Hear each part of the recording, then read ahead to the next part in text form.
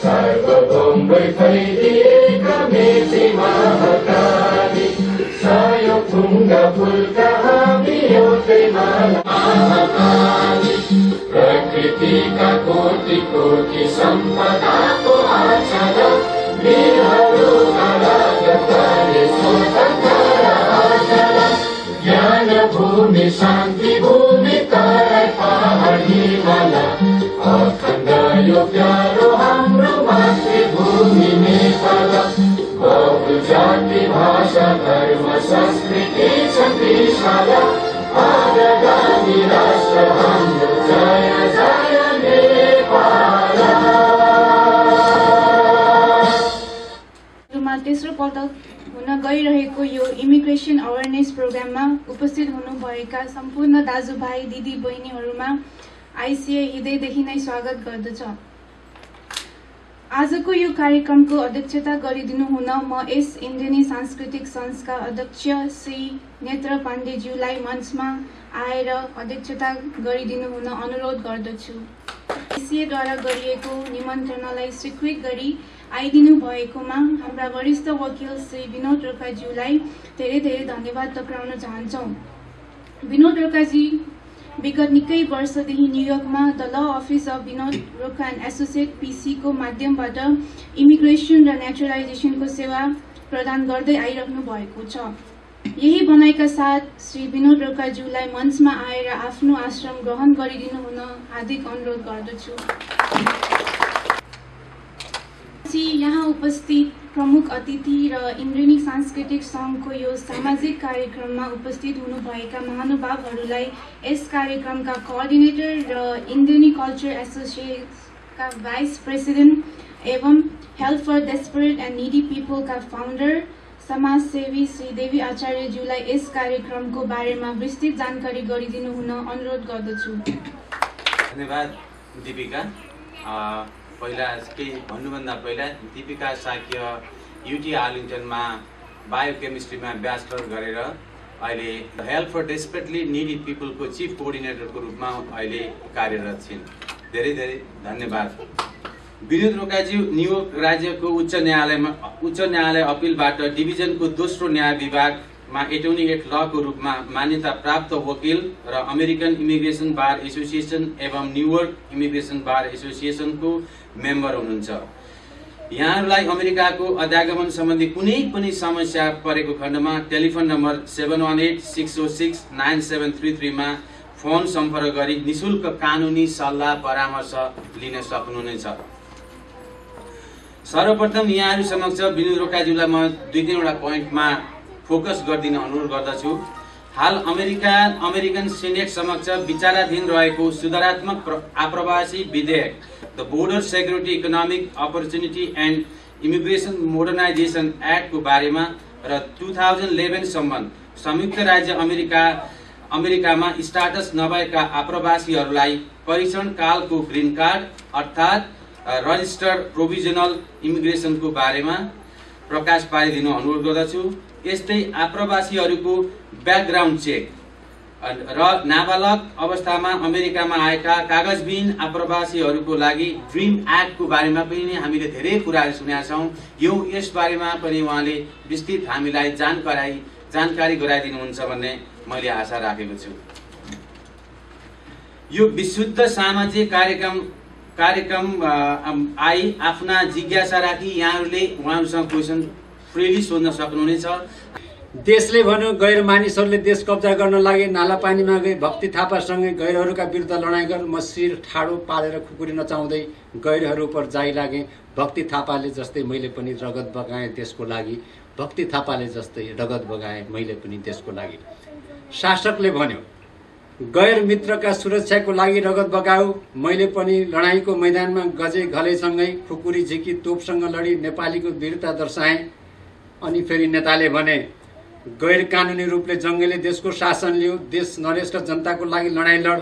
म पनि शुक्रराज र थिर बम मल्ल जस्तै गैर मानिसका विरुद्धमा मैदानमा उत्रेर लडाईँ लडे। राजालाई गद्दी र नेतालाई कुर्सीमा बसाएँ, राजालाई गद्दी र नेतालाई कुर्सीमा बसाएँ।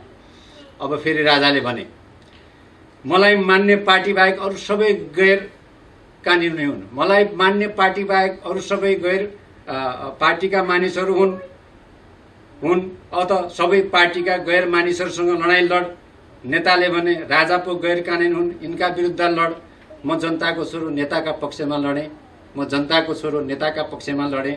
अब फेरि नेताले भने मेरो पार्टी बाहेक अरू सबै पार्टीका मानिसहरू गैर हुन्, मेरो पार्टी बाहेक अरू सबै पार्टीका मानिसहरू गैर हुन् अत अरू पार्टीका गैरहरूसँग लड। हामी दाजुभाइ बाँडियौँ र एकअर्कालाई गैर ठानी आपसमा लड्यौँ। यसरी लड्दा लड्दा रगत सकियो, देशमा पसिना बगाउने ठाउँ रहेन र म विदेशी। यसरी लड्दा लड्दा रगत सकियो, देशमा पसिना बगाउने ठाउँ रहेन र म विदेशी। अब नेताहरू भन्छन् त श्रम बेचेर पैसा कमाउन विदेश गइस्, त्यसैले अब त गैर नेपाली भइस्। अब नेताहरू भन्छन् त श्रम बेचेर पैसा कमाउन विदेश गइस्, त्यसैले अब त गैर नेपाली भइस्। तेरो मूल्याङ्कन मान्छेमा होइन अब मुद्रामा हुन्छ, किनकि तसँग अब रगतको नाता होइन पसिनाको मात्रा नाता छ। त पसिना बेच्न विदेश गएर गैर भइस्, त्यसैले अब त गैर मानिसबाट गैर नेपाली पनि भइस्, त्यसैले त गैर मानिसबाट गैर नेपाली पनि भइस्। यति हो। कानुनी व्यवसाय गर्न पाउने एटर्नीको रूपबाट लाइसेन्स प्राप्त गरेको कानुन व्यवसायी हुँ। 65,000 चाहिने एउटा, अनि अर्को 20,000 को चाहिँ कोटा। अप्रिलको पहिलो हप्तामै जस्तो चाहिँ सबै सक्यो। अब इम्प्लोयर छ, इम्प्लोइ जो पढेका छन् या मास्टर डिग्री गरेका ब्याचलर डिग्री गरेका छन्, काम चाहिने गर्न सकिरहेछन्, स्ट्याटस छैन। यो स्थितिलाई एड्रेस गर्नको लागि चाहिँ सामान्य रूपबाट 2001 सालमा केही आयो, तपाईँले क्लिन्टन जानुभन्दा अगाडि आएको थियो, 245 आयो भन्यो।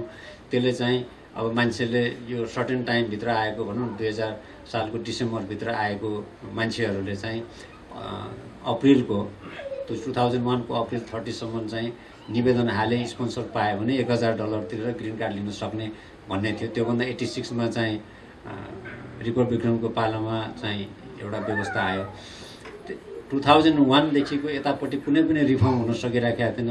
ती बीचमा अब ड्रिम एक्ट अन्तर्गत चाहिँ ड्रिमरहरू जो चाहिँ यहाँ आमा बाउसँग नाबालक अवस्थामा आए अनि यीको शिक्षा दीक्षा लिए, तर यहाँ चाहिँ के छ भने सुविधा नपाएका अवस्था छन्, तिनीहरूलाई एड्रेस गर्ने एउटा के प्याकेज आयो, त्यो पनि पास हुन सकेन। र अहिले चाहिँ रिपब्लिकन र कांग्रेस चाहिँ डेमोक्रेटहरू दुईटैको 4-4 जना सिनेटर्सहरू रहेको एउटा समूह बनाइयो, 8 जनाको ग्याङ अफ 8 पनि भनिन्छ।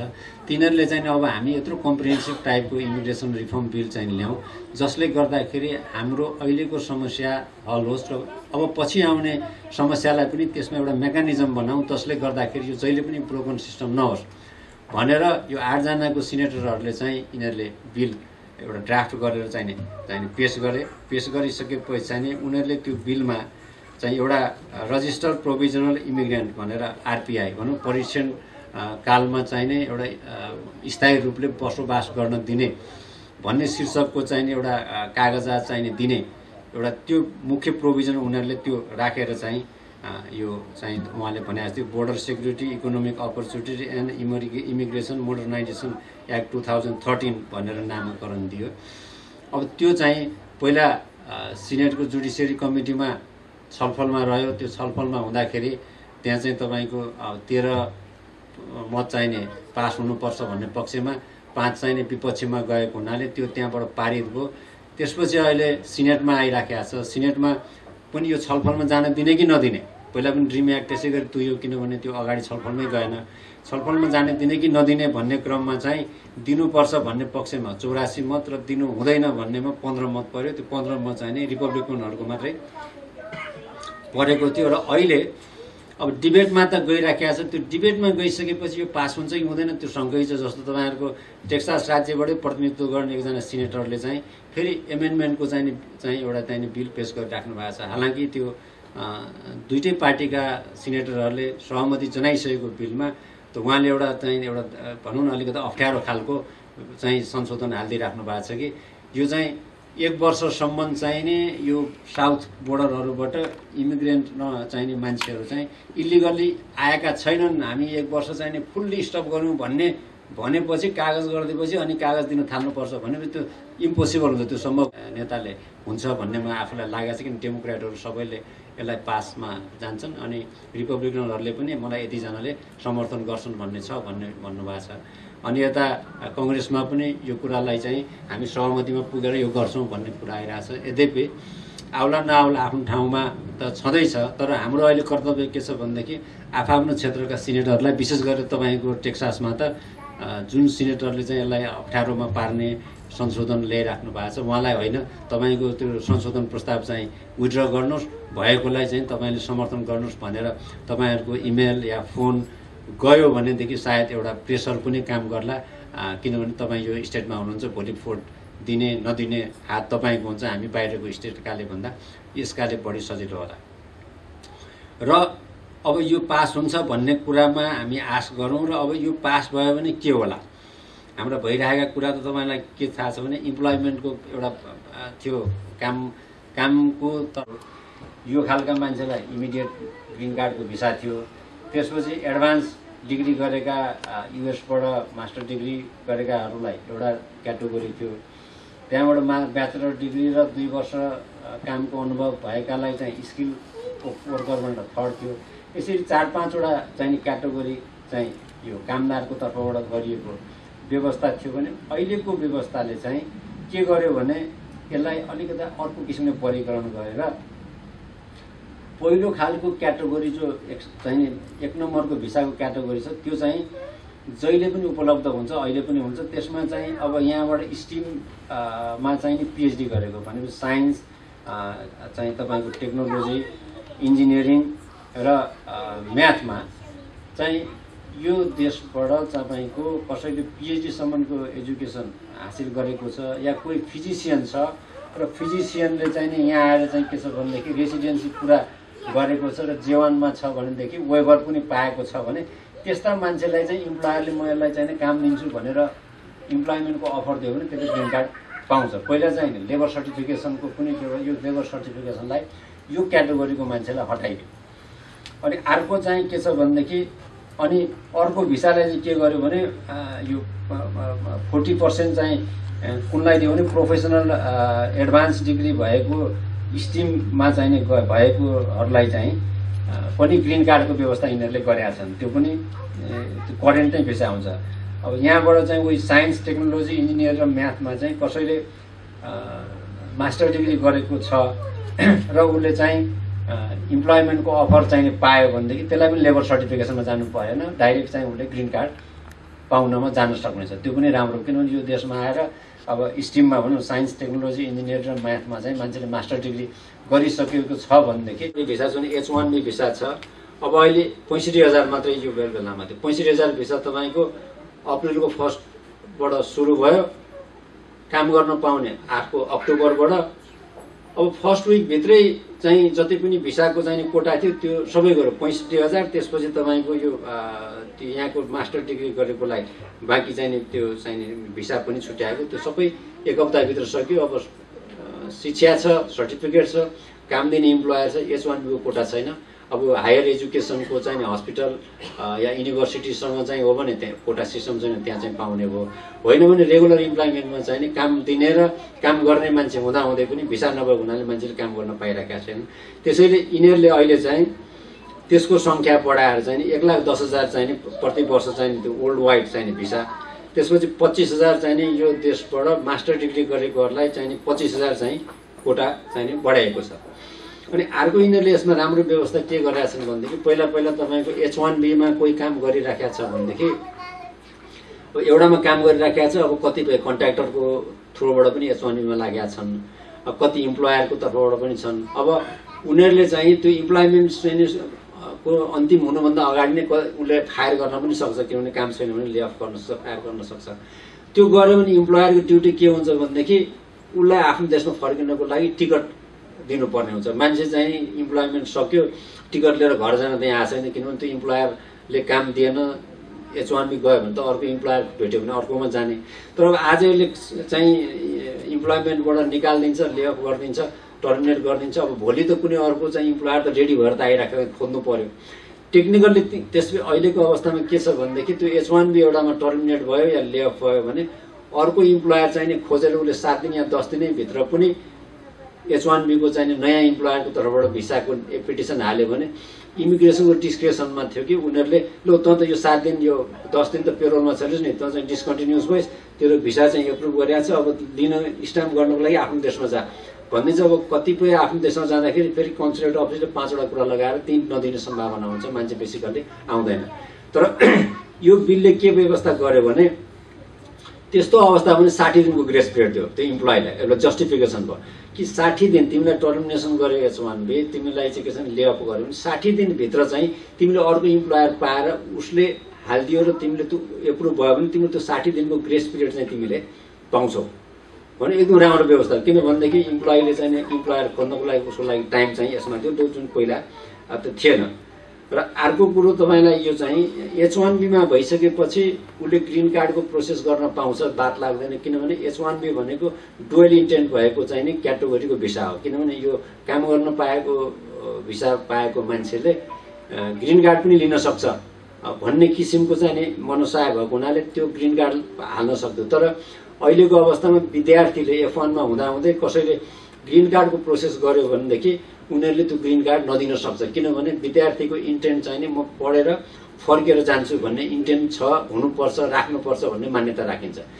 यसरी यदि विद्यार्थीको कसैले ग्रिन कार्ड फाइल गर्यो भने भोलि इमिग्रेसन अफिसरले चाहिँ तेरो चाहिँ स्टुडेन्ट हुँदाखेरि ग्रिन कार्डको फाइल गरेको हुनाले तेरो डुअल इन्टेन्ट हुँदैन, त्यो यसमा तैँले ब्रिच गरिस् त्यसैले तँ ग्रिन कार्ड पाउँदैनस् भन्न सक्ने अवस्था थियो। हालाकि कतिपय अवस्थामा उसले त्यो नभनेर मान्छेले पाइ पनि राखेका छन् F1 मा भएको हुनाले, तर लिगल्ली त्यो चाहिँ उसले चाहिँ डिनाइ गर्न सक्ने हुन्छ। तर अहिले यिनीहरूले के गर्यो भने F1 स्टुडेन्टले पनि ग्रिन कार्डको चाहिँ प्रोसेस गर्न पाउँछ, किनभने उसको पनि H1B जस्तै डुअल इन्टेन्ट हो। किनभने जब यहाँ पढ्छ र काम पाउँछ भने मान्छे यहाँ बस्छ भन्ने कुरो हामीले मान्नुपर्छ। त्यसैले त्यसलाई त्यसको आधारले दोषी या उसलाई ग्रिन कार्ड पाउँदैनस् भन्न मिल्दैन भनेर यो व्यवस्था चाहिँ नै यसमा गरिएको छ।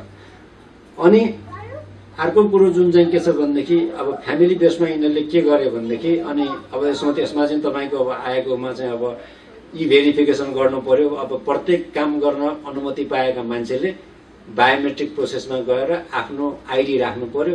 भोलि इम्प्लोयरकामा काम गर्न जाँदाखेरि चाहिँ उसले भेरिफिकेसन गर्ने भयो, चट्ट राखेर यो मान्छे इम्प्लोइमेन्टको लागि इलिजिबल छ कि छैन भने सिस्टममा देखिनु भयो। त्यो अब भोलि अहिलेको जस्तो सजिलै मान्छेले काम पाउने स्थिति भएन, किनभने त्यसले स्क्रिनिङ गर्ने भयो। अनि अर्को कुरो उनीहरूले के छ भने लोवर स्किल भएका मान्छेहरूको चाहिँ अहिले H2A H2B भनेपछि H2A भन्ने जुन एग्रिकल्चरको लागि आउने विशेष चाहिने जुन कामदारहरू थिए त्यसलाई यिनीहरूले रिप्लेस गरेर के छ भनेदेखि लोवर स्किल कामदार भनेर भनेका छन्। त्यसमा चाहिँ W1 भिसाको व्यवस्था गरेका छ, एग्रिकल्चरल गेस्ट वर्कर प्रोग्राम भनेका छन्। यो संख्याका भिसा पनि अहिले चाहिँ टेम्पोररी वर्कको लागि चाहिँ आउन सक्ने यसरी यो व्यवस्था गरिरहेछ भने। अब अर्कोतिर तपाईँको चाहिँ यो फ्यामिली बेसमा चाहिँ के गर्यो भने अहिलेसम्म हाम्रो फ्यामिली बेसको चाहिँ अब इमिडिएट रिलेटिभ हुन्थे सिटिजनका श्रीमान श्रीमती 21 वर्षभन्दा मुनिका विवाह नभएका नाबालकहरू चाहिँ इमिडिएट रिलेटिभ हुन्थे। तर ग्रिन कार्डवालाका श्रीमान श्रीमती 21 वर्षभन्दा मुनिका अविवाहिता छोराछोरी चाहिँ इमिडिएट रिलेटिभ हुँदैन थियो। त्यसैले उनीहरूको भिसाको हाल्नु पर्यो भने अहिले 2011 को छ के अरे 3 वर्ष 4 वर्ष वेट गर्नु पर्थ्यो। त्यो सबै बेलामा यो कुरा आइराखेको थियो सिटिजनका श्रीमती चाहिँ तुरुन्तै आउन पाउने, श्रीमान आउन पाइने चाहिने। अब ग्रिन कार्डवालाको चाहिँ 4 वर्ष पर्खिनु पनि कुनै औचित्य छैन, किन ग्रिन कार्डवाला पनि सिटिजनै हुन्थ्यो त्यो थियो। तर यिनीहरूले यसपालि त्यसलाई खड्केर के गर्यो भने सिटिजन र ग्रिन कार्डले एउटै क्याटेगोरीमा राख्थ्यो। सिटिजनले पनि ग्रिन कार्डवालाले पनि आफ्ना आमा बाउलाई इमिडिएट रिलेटिभ बनाएर ल्याउन पाउँछन्, आफ्ना स्पाउसलाई इमिडिएट रिलेटिभ बनाएर ल्याउन सक्छन्, आफ्ना चाहिने 21 वर्षभन्दा मुनिका विवाह नभएका छोराछोरीलाई इमिडिएट रिलेटिभ बनाउन पाउँछन्। त्यो एउटा राम्रो व्यवस्था हो, किनभने ग्रिन कार्ड र सिटिजन त्यो रूपबाट सँगसँगै रहे। अनि अर्को यिनीहरूले के व्यवस्था गर्यो भनेदेखि अब फ्यामिली बेसमा एउटा एडल्ट अनम्यारिड चिल्ड्रेन चाहिने युनाइटेड स्टेट सिटिजनको चाहिने एडल्ट 21 वर्ष नागरिकको विवाह नभएको चिल्ड्रेनको एउटा क्याटेगोरी गराइदियो। किन विवाह नभएका 21 वर्ष नआएका त सबै आउन पाइहाले, सिटिजनका पनि ग्रिन कार्डवाला पनि इमिडिएट रिलेटिभ भएर। अर्को के गर्यो भने युएस सिटिजनका चाहिँ विवाह भएका छोराछोरी जुन छन् युएस सिटिजनका तिनीहरूले पनि 31 वर्षभन्दा अगाडि मात्रै पेटिसन भएर आउन पाउने भए।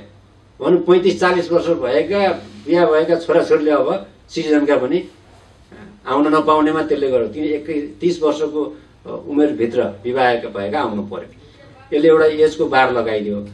अनि अर्को यिनीहरूले के गरिदियो भनेदेखि अब विवाह अब चाहिने दाजुभाइ दिदीबहिनी चाहिने सिटिजनका चाहिने त्यो क्याटेगोरी यिनीहरूले सबै निकालेर फाल्ने चाहिँ यिनीहरूको प्रपोज छ। किनभने होला त्यसको पछाडि अब दाजुभाइ दिदीबहिनी भन्दा नजिकको नाता त श्रीमान श्रीमती यो क्याटेगोरीको हो। अविवाहित चाहिने छोराछोरी, विवाहित छोराछोरी 31 वर्ष नाएका, यसलाई एडजस्ट गर्दाखेरि यिनीहरूले अब चाहिँ दाजुभाइ दिदीबहिनी ल्याउन पाउने क्याटेगोरी हटाइदियो। यद्यपि हाम्रो नेपालको कन्टेक्स्टमा हेर्ने भने 8, 9, 10 वर्ष लाग्थ्यो त्यो आउने गर्दाखेरि पनि। अनि अर्को यिनीहरूले चाहिँ अब डिभीको चाहिँ त्यो सबै व्यवस्था चाहिँ यिनीहरूले खारेज गर्नेमा यिनीहरूको रिकमेन्डेसन छ। अब हालाकि नेपालमा अहिले एसियाको तर्फबाट हेर्दाखेरि सबभन्दा बढी सङ्ख्यामा अब चाहिँ नेपालकैबाट डिभीमा आएको देखिन्छ। त्यसैले त्यो डिभीको क्याटेगोरी चाहिँ नि यो इन्ट्रोड्युस भयो भने डिभीको क्याटेगोरी अर्को वर्षदेखि नहुन सक्ने सम्भावना रहन्छ। अब अर्को यिनीहरूले के छ भनेदेखि यो रजिस्टर्ड प्रोभिजनल इमिग्रेन्ट भनेर जुन आरपिआई भन्यो त्यो चाहिँ अमेरिकामा डिसेम्बर 31, 2011 भन्दा अगाडि आइसकेका मान्छे र त्यसपछि कन्टिन्युसली यहाँ बसेका व्यक्तिले चाहिँ यो प्रोभिजनल ग्रीन कार्ड चाहिँ पाउन सक्ने, निवेदन हाल्न सक्ने। अनि ती हाल्न पाउने मान्छेको चाहिँ के क्राइटेरिया के छ भने कुनै क्रिमिनल रेकर्ड हुनु भएन, क्रिमिनल रेकर्ड हुनु भएन। त्यो क्रिमिनल रेकर्ड हुनु नपर्ने क्रममा चाहिँ अहिले नै 50, 100, 150 त अहिले छन्। त्यसपछि फेरि अहिले आएको प्रपोज भएको बिलले अरू पनि सानातिना 3टा मिसडिमिनर पर्यो भनेदेखि नपाउने। मिसडिमिनर भनेको यिनीहरूको के क्लासिफिकेसन छ भनेदेखि ए मिसडिमिनियर भन्ने भयो भनेदेखि पनि त्यो सिरियस हुन्छ। ए मिसडिमिनियरमा कहिलेकाहीँ अब डोमेस्टिक भाइलेन्सका कुराहरू, लोग्ने स्वास्नीका झगडाका, बच्चा बच्चीको कुरामा यी पनि ए मिसडिमिनियर पर्यो भने त्यो ग्रीन कार्डै भए पनि जान्छ अहिले पनि।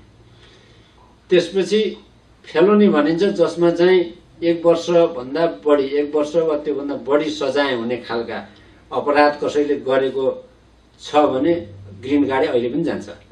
किन ती कति पर्सेन्ट भनेको कुरो तपाईँले गर्न सक्नुहुन्न, त्यति धेरै छन्। किनभने अब यो इमिग्रेन्टहरू चाहिँ सिटिजन हुनुभन्दा अगाडिसम्म चाहिँ एकदम अनुशासित रहेन, नराम्रो काम नगरौँ, देशको भनौँ न सुरक्षामा चाहिँ नि यिनीहरूको चाहिँ यिनीहरूले चाहिँ नि त्यस्तो खलल नपुर्याओस् भन्ने ल धेरै रेस्ट्रिक्सन छन्। यी भइरहेका बावजुद अरू पनि राखेर त्यो क्रिमिनल रेकर्ड भएको हुनु भएन। अब यसपछि उनीहरूले चाहिँ $500 चाहिँ पेनाल्टी तिर्नु पर्यो प्रोभिजनल ग्रीन कार्ड पाउनको लागि। अनि त्यसरी पाउन सकेको अवस्थामा चाहिँ त्यस्ता व्यक्तिले आफ्ना श्रीमान, श्रीमती र अविवाहित 21 वर्षभन्दा मुनिका बच्चाहरू चाहिँ ल्याउन पाए, प्रोभिजनल स्ट्याटसमा उनीहरूले ल्याउन पाए। त्यो एउटा राम्रै पक्ष छ।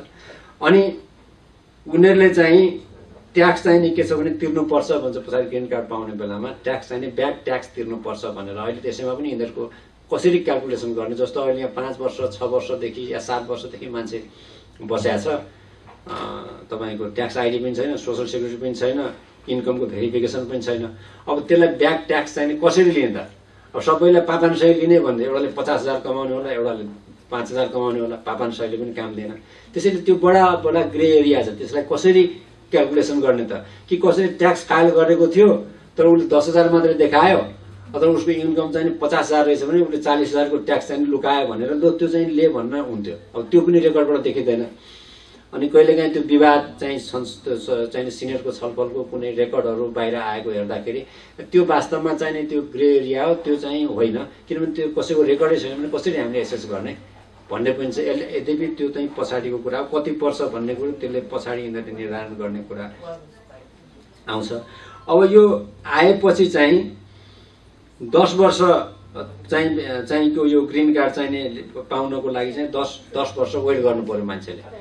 6 वर्षको एउटा दिने भयो, त्यसपछि 6 वर्षपछि एक्सटेन्सन गर्न पाउने भयो अर्को 6 वर्ष। तर 10 वर्ष यी व्यक्तिहरू चाहिँ प्रोभिजनल रेजिडेन्स भएपछि चाहिँ उनले ग्रीन कार्डको लागि इलिजिबल हुने भए। ग्रीन कार्डको हाल्दाखेरि उनीहरूले फेरि एक्स्ट्रा $1,000 फाइन तिर्नुपर्छ, ट्याक्स तिर्नु पर्यो। त्यो बिचमा चाहिँ सबै क्रिमिनल रेकर्डहरू यताउति कडङबडङ नगरेको रेकर्ड चाहिने राख्नु पर्यो।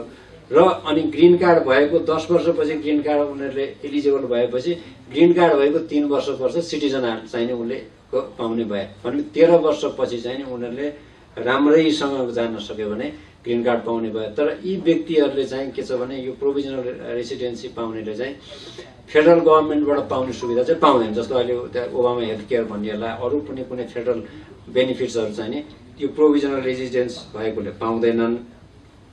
अनि यो ड्रिमरहरू जुन छन्, जो ड्रिमर भनेको चाहिँ 16 वर्षको उमेरभन्दा अगाडि आएका, 31 वर्ष ननागेका, यहाँको हाई स्कुल पास गरेका, कलेजमा पढेका, मिलिट्रीमा सेवा गरेका व्यक्तिहरू जो ड्रिमर भनिन्छ, ती व्यक्तिहरू चाहिँ नि आमा बाउसँग यहाँ आए, उनीहरूको स्टाटस चाहिँ नि गयो, तर यहाँ पढेको ती व्यक्तिहरूको सम्बन्धमा भन्दै चाहिँ उनीहरूले अलिकता चाँडो 5 वर्षपछि नै उनीहरूले चाहिँ नि ग्रीन कार्डको लागि चाहिँ इलिजिबल चाहिँ भएर अनि सिटिजन चाहिँ फाइल गर्न सक्ने व्यवस्था यसरी गरिएको छ। र यो चाहिँ प्रोभिजनल चाहिँ ग्रीन कार्डको व्यवस्था चाहिँ नि यो टेटेटिभले यो छ। त्यसैले अहिले बुझ्नुपर्ने र राख्नुपर्ने कुरा के छ भनेदेखि मैले कतिपय मान्छेहरू चाहिँ नि इलिजिबल भएर पनि त्यो कहिले आउँछ नि त्यो पाउन त पायो के पायो भन्ने जस्तो। अब आउनु पहिला चाहिँ नि डिसेम्बर 31 2011 मा आएको आधिकारिक डकुमेन्ट हुनु पर्यो, जो I-94 छ, जसले चाहिँ नि भिसा लिएर आएको छ, ओभरस्टे भयो भने त्यसको लागि त फाइन। तर कसैसँग त्यो छैन भने मान्छे त छ तर कुन मितिमा आएको भन्ने कुरो प्रुफ छैन भने साह्रो गाह्रो पर्छ। कसैको एफिडेभिटबाट चाहिँ त्यो प्रुफ गराउनु साह्रै गाह्रो हुन्छ।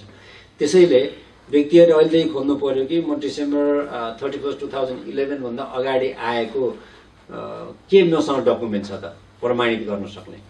अब इन्स्पेक्सन भएर आएको छ भने त्यो देखाउनु पर्यो। इन्स्पेक्सन भएर आएको छैन भने कहिले डक्टरको भिजिट गरेको छ भने हस्पिटलको रेकर्ड होला, या अब भनौँ न अब कुनै अरू क्लबको होला, अलिकता आधिकारिक टेलिफोन ल्याएको छ, सेलफोन ल्याएको छ, युटिलिटीमा काहीँ न काहीँ त्यस्ता खालका ब्याङ्क स्टेटमेन्ट त्यस्तो खालको चाहिँ डकुमेन्टहरू राख्नु पर्यो, जसले गर्दाखेरि यहाँ आएको भन्ने कुरो प्रमाणित होस्। त्यसपछि त्यतिले मात्रै भएन कि कन्टिन्युअसली अहिलेसम्म बसेको छ भन्ने पनि देखिने क्रममा ती कन्टिन्युटीका कुराहरू पनि, जस्तो ब्याङ्क स्टेटमेन्ट कन्टिन्यू स्टेटमेन्ट आउला, बिचमा मान्छेले एटिएम चलाउला, यो चलाउला, बिल पे गर्ला, यी कुराहरू पनि मान्छेले चाहिँ त्यो राख्नु पर्यो। नभए एप्लाई गर्ने बेलामा त्यो भएन भनेदेखि त्यसबाट अप्ठ्यारो हुन सक्छ।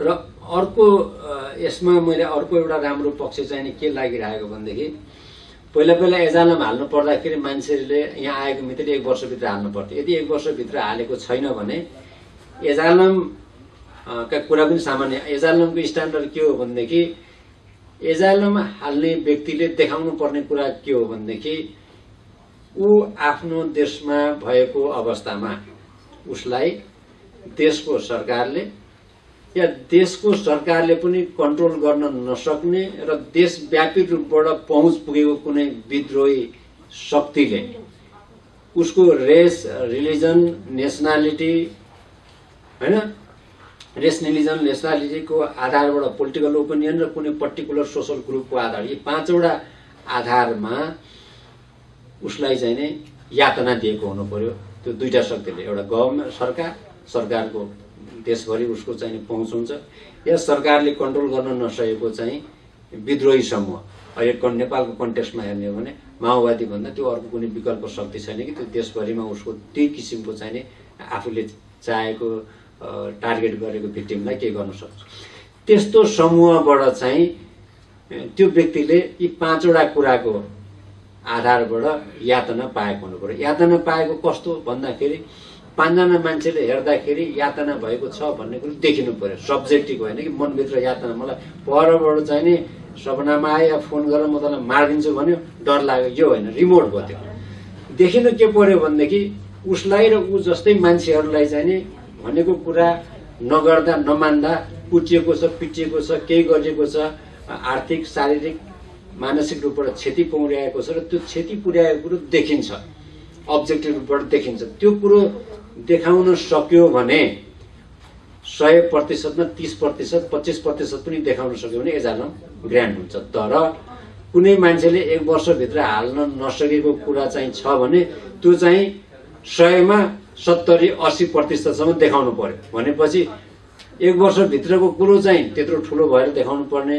अब आफूलाई परेको अप्ठ्यारो चाहिँ नि 25-30% देखाउनु पर्ने भन्दाखेरि मान्छेले जिनियन कुरा भएर पनि 1 वर्ष पछि हालेको कारणले कतिको एजालम खारेज भएको थियो। अहिले यिनीहरूले त्यो एजाइलममा हाल्नलाई 1 वर्षको बार चाहिँ हटाएका छन् यो अहिले प्रपोजमा कि मान्छेलाई दुःख परेर यातना भएर आएको छ उसले थाहा पाएन कसैले भनेन भने त्यो अवस्थामा चाहिँ मान्छेले 1 वर्ष पछि हाल्दैमा तैँले पाउँदैनस् भने न्यायको ढोका बन्द गर्न मिल्दैन भन्ने कुरो यसमा यो इन्ट्रोड्युस गरेको छ राम्रो हो। त्यसैले गर्दाखेरि एजाइलममा पाउने चाहिने कुरा सामान्य छन्। यी 5 वटा कुरामा आधार भएर उसलाई दुःख यातना भएको हुनु पर्यो। तर भनौँ न अब पैसा दिएको अब माओवादीलाई त अहिले हटायो तर पहिला चाहिँ टेरोरिस्ट अर्गनाइजेसनको रूपबाट डिफाइन गरिएको थियो। त्यो टेरोरिस्ट अर्गनाइजेसनको रूपबाट डिफाइन गरेको बेलामा व्यक्तिले पैसा दिएको खाना दिएको चिठी ओसार पसार गरेको कुनै पनि किसिमको सहयोग गरेको त्यो चाहिँ नि यहाँ गोली ठोक्छु मारिदिन्छु यति दिए भन्दा चाहिँ ज्याउ ज्यान बचाउनको लागि दिए भनेर कसैले भन्छ भने त्यो टेरोरिस्टलाई सघाएको त्यसले ग्रिन कार्ड चाहिँ 2टा हात काटिदिएको रहेछ भने पनि पाएन किनभने उसले टेरोरिस्टलाई सघायो। अहिले सघायो भनेदेखि त के भने किन अल्पत माओवादी टेरोरिस्टबाट हट्या छ तर त्यो बेलामा त्यस्तो गरेको रहेछ भने हुन्छ। त्यसैले हामीले कतिपय देखेका छौँ अब काहीँ अब विभिन्न ठाउँमा हुन्छन् कतिपय मान्छेहरूले हालेको अनि लो यो त गरेका थिएन यो हालिदियो लो पैसा चाहिने त जबरजस्ती गरेर दिएको थिएँ भन्छ तपाईँले भनेको थियो थिएन अनि कसो त्यो वकिलले त्यो पनि लेख्थ्यो या लेखनदासले लेख्थ्यो भनेर भन्छ। अब सबै कुरोले पाउने देखिन्छ तर त्यही कारणले बात लागेको हुनाले मान्छेले पाउँदैन। त्यसैले गर्दा कसैले एजाइलममा हाल्दाखेरिको अवस्थामा पनि यो व्यक्तिले कथा पटकथा संवाद कसरी लेख्छ र हुन्छ भन्ने प्रश्न होइन कि आफ्ना कुराहरूलाई चाहिँ नै भएको छ भनेदेखि सामान्य कुराले पनि एजाइलम पाउन सक्छ यदि ती 5 वटा कुरामा उसलाई भएको दुःख यातना समावेश छ।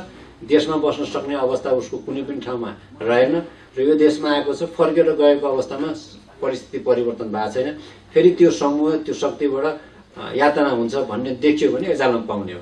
त्यसैले ती कुराहरू आफ्ना भएका कुरालाई आफूले एक्सप्रेस गरेर प्रोफेसनलको हेल्प लिएर गर्यो भने मान्छेको रिजल्ट पाउने सम्भावना बढिरहन्छ।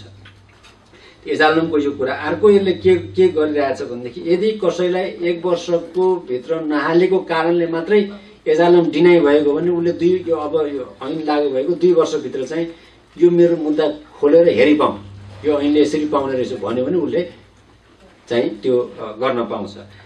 अनि अर्को कुरो चाहिँ के छ भने जो मान्छे चाहिँ यो देशमा डिसेम्बर 31 2011 भन्दा अगाडि यहाँ आएका थिए तर उनीहरूलाई चाहिँ नि फौजदारी अभियोगमा दोषी ठहरिएको भन्दा बाहेक ओभरस्टे भएकै कारणले मात्रै डिपोर्ट गरिएको छ भने ती व्यक्तिहरूले पनि सर्टेन ग्राउन्डमा बाहिरबाट पनि यहाँ आउन सक्छन् किनभने यहाँ भएका भएदेखि उनीहरूले त्यो सुविधा पाउँथे तर पठाइदिएको कारणले पाएनन् भने ती व्यक्तिलाई पनि त्यो सुविधा चाहिँ दिएको छ।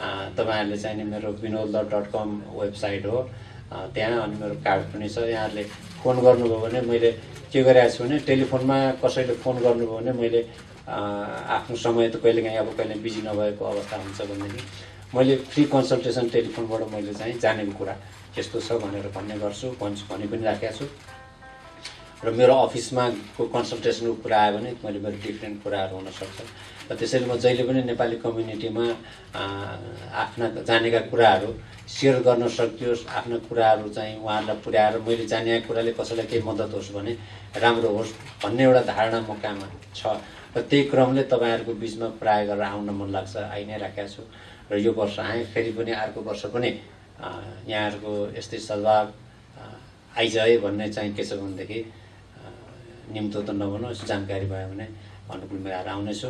तपाईहरुको के प्रश्नहरु छन् भनेदेखि यहाँहरुलाई चाहिँ दिनु होला म त्यसको चाहिँ जवाफ दिने प्रयास गर्नेछु। धन्यवाद। समस्याहरू छन् भने कागजमा लेखेर हाम्रा भलन्टियर साथीहरूलाई दिन सक्नुहुनेछ अनि उहाँले हल गर्ने कोसिस गर्नुहुनेछ। तपाईहरुका जिज्ञासाहरू गोप्य हुनेछन् र नाम नलेख्न अनुरोध गर्दछौं। विवाह गरेर ग्रीन कार्ड लिने प्रवृत्ति छ सबैलाई जानकारी भएकै कुरा हो तर तपाईको नलेजमा यो राइट सजेसन कुन सजेसन दिन चाहन्छ त्यो बाटो बाहेक विकल्प अरु कुनै छ भने अब साच्चै ग्रीन कार्डको लागि मात्र बिहे गर्ने जुन सिस्टम छ नि र त्यो मैले यहाँ साथीहरुबाट सुनेको कथा छ भने अहिलेको स्टेजमा धेरैले नपाएको कारण धेरै पैसा खर्च गर्यो लास्ट उनीमा गएर त्यो फेल भएको छ। डकुमेन्टको लागि बिहा गर्ने त्यो त गर्न इलिगल गर्नै नहुने। अब कसैले गरेको कुराको कारणले दुईटा अप्ठ्यारो, एउटा गरेको कुरा छ तर निर्णय गर्ने इमिग्रेसन अधिकृतले थाहा पायो र त्यो फ्रिभिलस के भन्छ जस्ट फर द के छ भनेदेखि म्यारिज चाहिँ नि जस्ट फर ग्रिन कार्डको लागि गरेको हो भन्ने कुरो ठहर गर्यो र डिनाइ मात्रै गर्यो भने त्यो व्यक्तिले जिन्दगीभर यो देशमा चाहिँ नि डकुमेन्ट पाउँदैन। कतिपय व्यक्तिले कन्ट्र्याक्ट म्यारिज गरेर डकुमेन्टको लागि मात्रै गर्नेहरू छन्। अब गर्नै कि अब अहिले अब हाम्रै कम्युनिटीमा बाल्टिमोरको एउटा केस देखिराख्नु भएको छ। हाम्रै कम्युनिटीका मित्रहरू जेल अहिले परिराख्नु भएको छ। त्यही कुराहरूमा भएको अब इमिग्रेसनको अफिसरै गएर त्यो ल जो म पनि क्लाइन्ट छन् म पनि पैसा दिन्छु गरेँ बिचरा अब चाहिँ राम्रो धेरै साथीहरू चाहिँ त्यहाँ परिरहेको छ।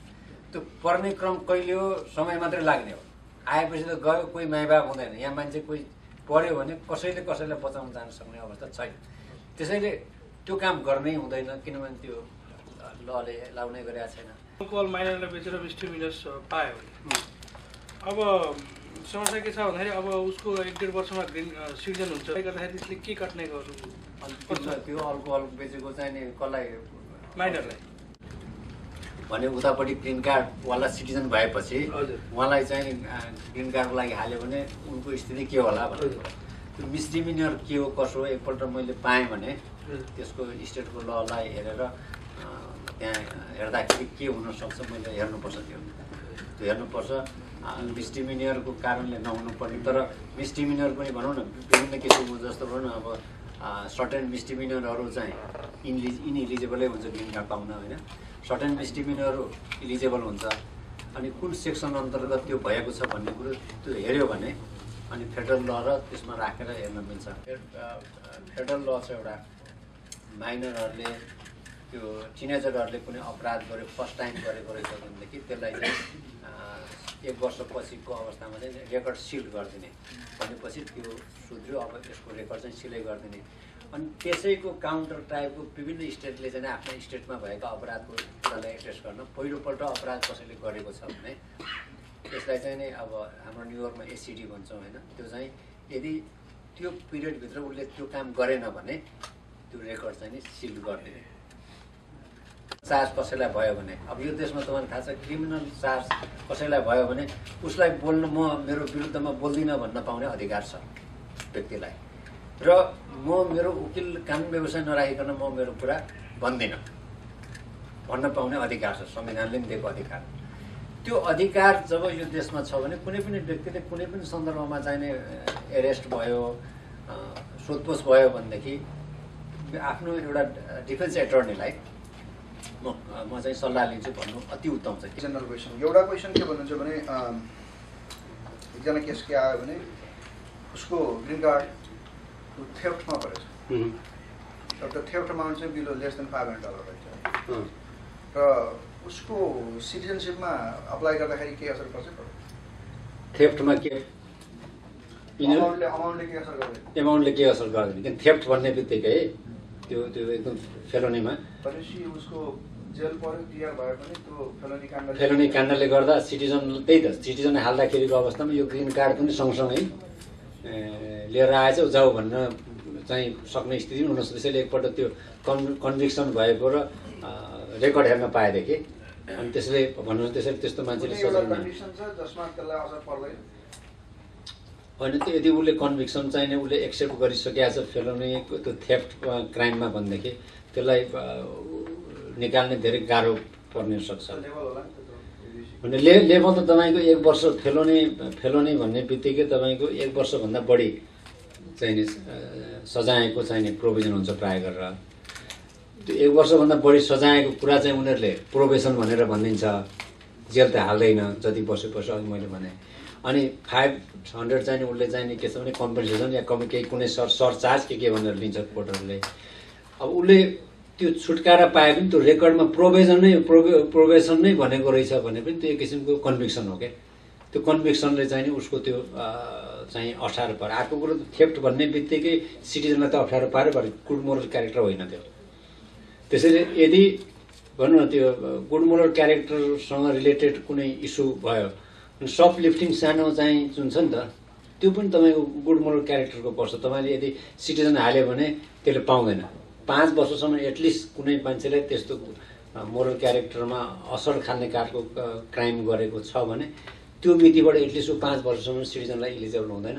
5 वर्षपछि नगाएर बरु गर्नुपर्ने। त्यसैले त्यो स्ट्राटेजिक 5 मा चाहिँ क्राइमकै रूपबाट यिनीहरूले गरेको छ भने फेरि यो के छ भने तपाईँको स्टेटको डिफरेन्ट ल छ। भनौँ न यो हामी चाहिँ 50 वटा स्टेटहरू छन्, प्रत्येकको डिफरेन्ट ल छ।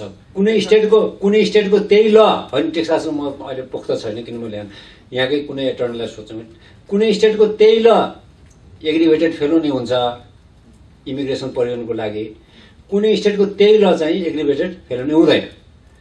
त्यसैले कुनै स्टेटमा त्यही क्राइम गर्दाखेरि मान्छेको ग्रिन कार्ड जान्छ, डिपोर्टेसन हुन्छ, कुनै स्टेटमा त्यही क्राइम गर्दाखेरि हुँदैन। त्यसैले त्यो स्टेटको लले त्यो क्राइमलाई कसरी डिफाइन गरेको छ, त्यो डिफाइन गरेको कुरा चाहिँ फेडरल लले डिफाइन गरेको कुरासँग म्याचिङ गर्यो भने अनि फेडरल लको प्रयोजनको लागि तिनीहरूले एक्सेप्ट गर्छ। यदि स्टेट ल एकदम बोर्डर खालको रहेछ भनेदेखि फेडरल लले यो त एकदम बोर्डर भयो हुँदैन भन्छ।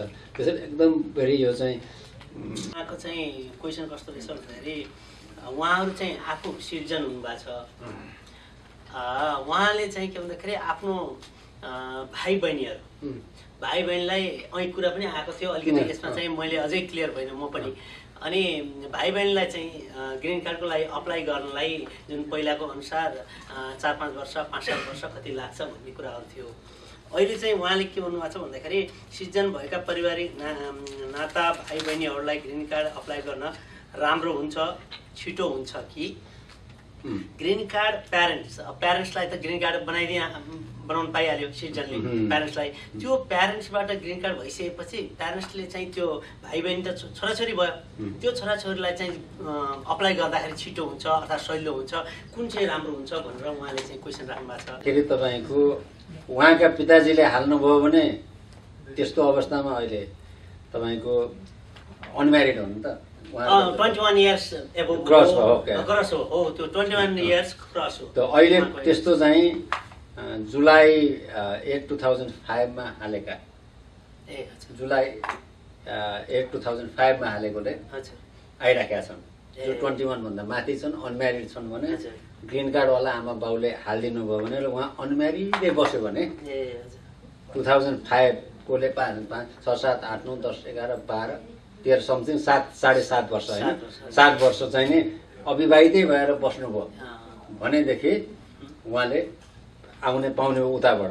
अब यो उहाँ आफैले चाहिँ विवाह गर्नु भएन, उहाँ आफैले चाहिँ गर्नुभयो दाजुभाइ दिदीबहिनीलाई भनेदेखि अहिले 2001 को मे महिनामा हालेकाले पाइरहेछन् भनेपछि 12 वर्ष र अहिले सम्भावना के लाग्छ भनेदेखि जुन अहिले नयाँ ल आउँदैछ नि त, नयाँ लले यो ख्याप्राकै फालिदिइराखेको छ, यो दाजुभाइ दिदीबहिनीले हाल्नै नपाउने सिस्टममा बोलाइराखेको छ। यदि हाल्नै नपाउने, अब त्यो हाल्नै नपाउने बेलामा कसैले अहिले त हाल्न पाउने ल छ नि त, हालिराख्यो भने सम्भावना के हुन्छ नि त्यो क्याटेगोरीले हाल्नै नपाउने भएपछि त त्यो हालेका चाहिँ अलिकति चाँडो आउन सक्ने पनि हुन्छ। हजुरले सबै भिजाको बारेमा जानकारी दिनुभयो, तर L1 भिजा इन्भेस्टमेन्ट भिजाको बारेमा केही खुलाउनु भएन। यस बारेमा नयाँ कुनै अवस्था लगानी गर्ने रकम तोकेको छ वा छैन? केही नयाँ व्यवस्था छ कि छैन? धेरै आइरहेछन्, हामीले पनि गरेका छौँ। L1 चाहिँ नेपालमा या अरू ठाउँमा प्यारेन्ट कम्पनी या कम्पनी रहेको, अमेरिकामा सब्सिडरी या ब्रान्च कम्पनी भएको अवस्थामा चाहिँ नेपालको प्यारेन्ट कम्पनीले म्यानेजरियल र एक्जिक्युटिभ लेभलमा काम गरेको आफ्नो स्टाफलाई, जो विगत 3 वर्षको अवस्थामा कन्टिन्युसली 1 वर्षसम्म काम गरेको स्टाफ छ म्यानेजर या एक्जिक्युटिभ लेभलको, त्यसलाई एजुकेसनको आवश्यक छैन, त्यो 10 क्लास पढेको म्यानेजर पनि हुनसक्छ। त्यस्ता व्यक्तिलाई अमेरिकाको कम्पनीको चाहिँ नि काम गर्नको लागि चाहिँ ट्रान्सफर गरेर इन्ट्रा कम्पनी ट्रान्सफर हुन्छ, त्यहाँबाट ट्रान्सफर गर्न सक्छन्। त्यो सकेको व्यक्ति जो अमेरिकामा म्यानेजर या एक्जिक्युटिभ डाइरेक्टर भएर आउँछन्, उनले चाहिँ 1 वर्षको भिसा सामान्यतया पाउँछन्। 1 वर्षको भिसा गर्दाखेरिको अवस्थामा उनले बिजनेस स्टार्ट गरेर उनले चाहिँ कम्पनीको लागि काम गर्ने हुन्छन्। 1 वर्षपछि चाहिँ नि उनले चाहिँ नि त्यो कम्पनीमा आफूले डे टु डे काम गर्न पाउँदैनन्। अब एक्जिक्युटिभ लेभलको मान्छे, म्यानेजरियल लेभलको मान्छेले चाहिँ नि त्यो पोलिसी लेभलको काम मात्रै गर्न पाउने हुन्छन्। त्यो व्यक्तिले चाहिँ नि 1 वर्षपछि चाहिँ अमेरिकाको कम्पनीमा आफू बाहेक अरू 3-4 जना स्टाफहरू, म्यानेजर, सुपरभाइजर लेभलका काम 5-7 जना राखेको भयो भने बाँकी समयको लागि भिसा एक्सटेन्सन हुन्छ, नभए हुँदैन। बाहिरबाट आएको मान्छेको म्यारेज स्ट्याटस या ब्याकग्राउन्ड चेक कसरी गर्छन्, हुन्छ कि हुँदैन? सिटिजनसँग बिहा गर्ने किसिमको चाहिँ 2टा किसिमको सामान्यता देखिन्छ। एउटा व्यक्तिहरूले सिटिजनसँग बिहा गर्ने भनेको बोर्डर क्रस गरेर आउने, उनीहरू चाहिँ एडमिट भएको रेकर्ड हुँदैन, त्यसरी बिहा गर्ने एउटा किसिमका मान्छेहरू पनि देखिरहेको छु। अर्को किसिमको मान्छेहरू यहाँ कुनै भिसामा आएर बिहा गर्ने पनि देखिरहेको छु। त त्यसमध्ये जो चाहिँ अनरिस्ट्रिक्टेड टाइपको चाहिँ नन इमिग्रेन्ट भिसा छ, त्यस्ता व्यक्तिहरू भिसा लिएर आएका छन् र यहाँ ओभरस्टे नै भएको भए पनि उनीहरूले सिटिजनसँग बिहा गरे भने उनीहरूले ग्रिन कार्ड पाउँछन्। अब ग्रिन कार्ड पाउने क्रममा चाहिँ त्यो व्यक्ति भिसाको लागि इलिजिबल छ कि छैनको लागि भने चाहिँ इमिग्रेसनले बायोमेट्रिक चाहिँ त्यो एक्जाम गर्छ। बायोमेट्रिक एक्जाम गर्दाखेरि एफबिआईले र अरू उनको मेकानिजमले चाहिँ नि त्यसलाई जाँच गर्दाखेरि त्यो व्यक्तिको सम्बन्धमा कुनै क्रिमिनल रेकर्ड छ र त्यो इनएडमिसेबल हुने खालको कुनै उसले अपराध गरेको छ या त्यस्तो ग्राउन्ड देखियो भने व्यक्तिले ग्रिन कार्ड पाउँदैन। र त्यो ब्याकग्राउन्ड चेकको क्रममा चाहिँ नि कुन कुन ठाउँमा कसरी के कुरा चेक गर्छ भन्ने कुरो उनीहरूको इन्टरनल मेकानिजमले गर्ने कुरा हो, त्यो हामीले भन्न सकिन्छ। तर ब्याकग्राउन्ड चेक चाहिँ नि कुनै पनि व्यक्तिले यो देशको चाहिँ ग्रिन कार्ड या एडमिसिबिलिटीको इस्युमा कुनै सुविधा पाउनु पर्दाखेरि चाहिँ त्यो ब्याकग्राउन्ड चेक चाहिँ नि हुन्छ। धन्यवाद यो प्रमाणपत्रको लागि यहाँ सबैको तर्फबाट भन्ने मलाई लागेको छ। मेरो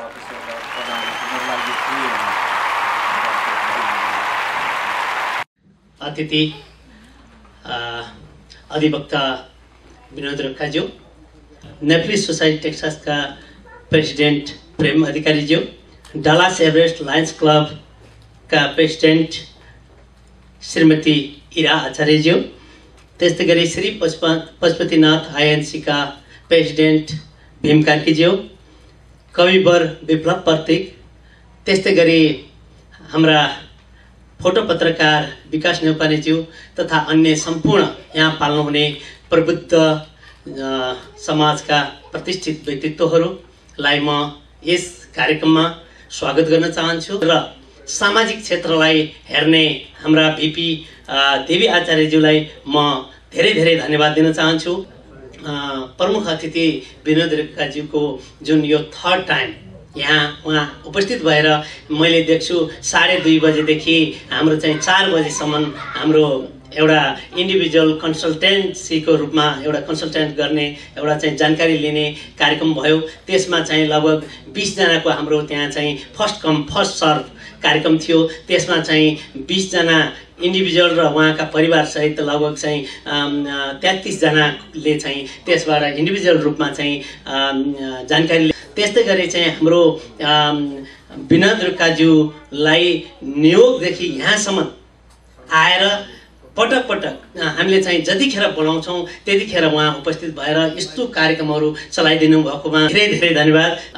अन्तमा चाहिँ यस कार्यक्रममा बसिदिनु भएको लामो समयसम्म यस्तो चाहिँ कार्यक्रमहरूमा चाहिँ पढाइदिनु भयो, कार्यक्रमको चाहिँ फाइदा लिइदिनु भयो, त्यसको लागि धेरै धेरै धन्यवाद दिँदै म चाहिँ प्रमुख अतिथि रोकाज्यूलाई 2 शब्द बोल्न अन्त्यमा म चाहिँ दिन चाहन्छु। धन्यवाद।